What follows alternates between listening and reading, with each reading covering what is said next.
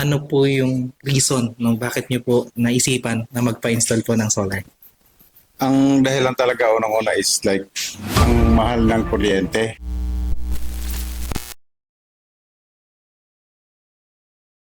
Magandang araw mga ka-AG Solar. This is Carlo Felices and welcome po kayo to our another solar journey dito po sa Cavite. Sobrang excited po kami dahil meron naman tayong isa pang installation for AG Solar Solutions. Samahan niyo po kami simula umpisa hanggang dulo para makita niyo po kung gaano kasulit, kabilis at kung gaano kaganda po ang pag-switch sa solar. Tara! Bago tayo mag-install, importante munang i-check ang site. Tinitignan natin ang posisyon ng araw, kung saan tatama ang sikat ng buong araw. Dahil sa pamamagitan ng sikat ng araw, dito nag-work yung ating setup na ito. Kapag nasisikatan siya ng 9 AM to 4 PM, mas na-maximize natin yung harvest ng ating solar panel from the sunlight. Titignan din natin yung tibay ng bubong. Kaya ba ang solar panels? At the same time, may times din na mas maganda kung may paayos muna natin yung ating mga bubong. At syempre, kung gaano kalinis at secure ilagay ang system setup natin. Dito natin ilalagay yung mga panels kasi diretso ang araw mula umaga hanggang hapon. Kaya sure na ma-maximize natin ang energy production nito. Sige, ayan. So, magawa na tayo ng gamit para sa installation natin. Pakita ko lang sa inyo. This is 6 kilowatt na on-grid kasi sa school tayo. Ayan. Diyan Italy yung harness. Pababa natin ng gamit. Pwede na natin yan simulan sa inyong gagawin natin. Let's go!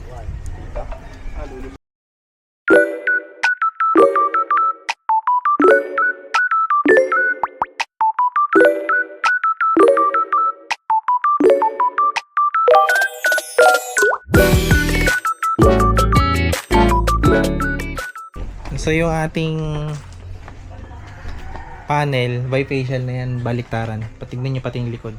So kapag nag-bounce yung init niya, pati yung ilalim nakakakuha siya ng or nakaka-harvest po siya. So mas efficient siya. Siyempre upgrade na yung ginagawa natin para sa mga client.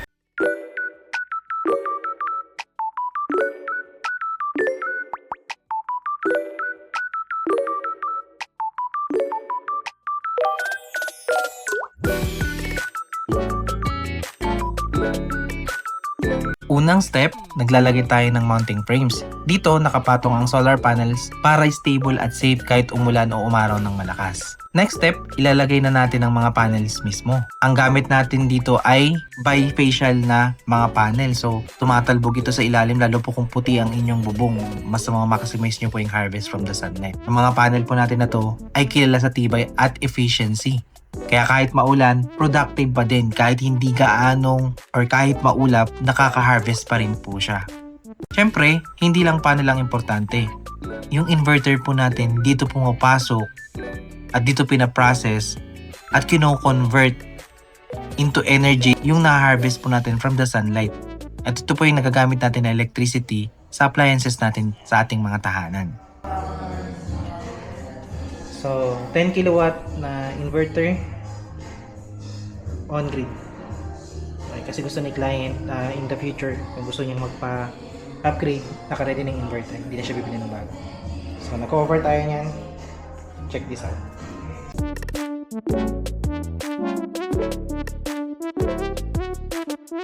Hindi kumpleto ang installation kung walang safety check. Tinitiyak natin na secure ang lahat ng connection para safe gamitin araw-araw.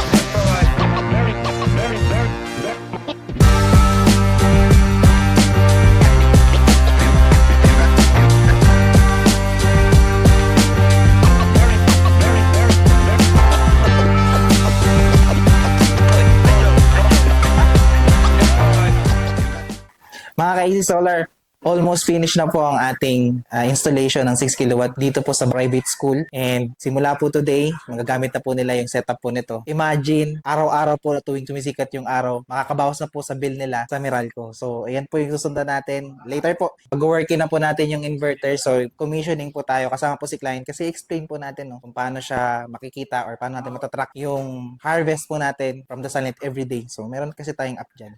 So, abangan niyo po yan. So yan, good day mga ka-AC Solar. Dito si Sir Jaime. Siya yung nagpa-install dito sa kanilang private school dito sa Dasma. So, and Sir Jaime, gusto lang po namin kayong tanongin, ano po yung reason no, bakit nyo po naisipan na magpa-install po ng solar? Ang dahilan talaga unang-una is like ang mahal ng kuryente. This is totoo naman, ang taas ng kuryente ngayon. Same time, mas pinili namin ngayon na magkaroon ng solar kasi nga parang ano na rin namin yan eh. Yung parang investment na rin. Kasi lagi namin pinag-uusapan ng misis ko, sabi niya, nagbabayad tayo ng ganun kamahal sa Meralco na wala naman tayo kukuha in return, di ba?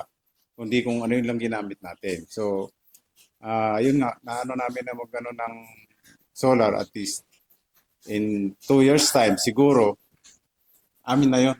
Kumbaga, kung ano man yung masisave namin, kumbaga amin na yun. Hindi na yung mapupunta sa, kasi andyan na siya sa taas. Exactly po sir. No? So thank you po sir sa pagbigay niyo po sa amin ng time. And thank you rin po sa pagtitiwala niyo sa aming service. So ayan po sir, thank you. So yan guys, kasama po talaga sa ino-offer natin. For example, gusto niyo magpa-upgrade. So ito lang po yung setup na kaya niyo for now. Ganyan po yung ginawa natin kay sir kung yan po yung kasya pa lang sa budget nyo. Anyway, thank you po sa panonood. Thank you Sir Jaime. And ayan, see you po sa susunod po natin na mga video.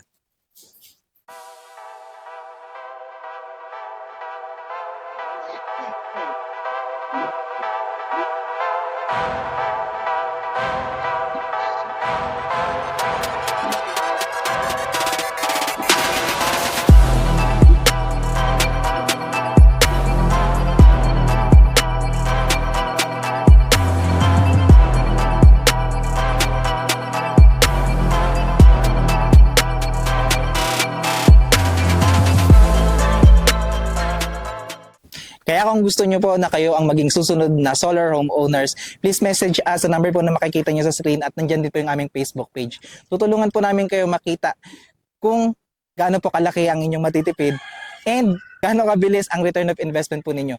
Maraming salamat po sa pagsama nyo sa amin ngayong araw.